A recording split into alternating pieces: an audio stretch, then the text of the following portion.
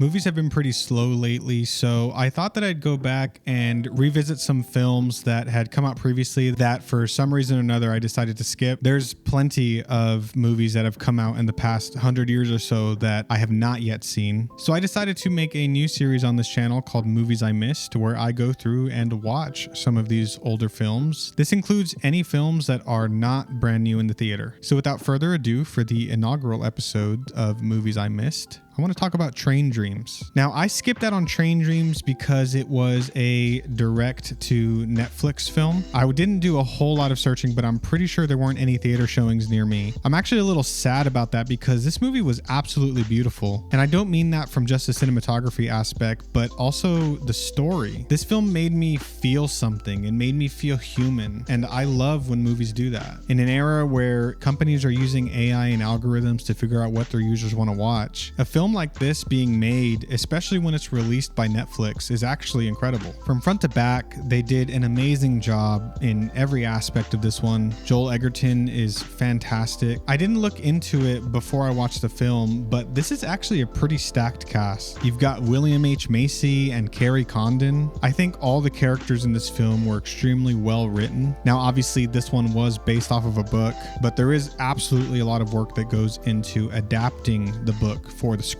I think the fact that Robert's story was such an everyday human experience was one of the best parts of this film. You have a lot of films that are about extraordinary people, heroes, action movies, etc. But it was so refreshing to see a film that is just about a guy who goes through a very human experience. You see him experience trauma in the murder of the Asian man that he was working with. You see him experiencing joy with him finding the love of his life and having a child. He also experiences loss with the fire that burned down his home, and he has hope to find his family one day again. This is definitely a range of emotions that you don't typically see from the protagonist of any film, and I really found myself relating to the main character, as I have felt the same way in a lot of places in my life. The story is told gently, and it's like you're watching Robert's story through a window. Obviously, it was extremely tragic when he lost his family. His dream sequences where his wife would come back were incredibly sad,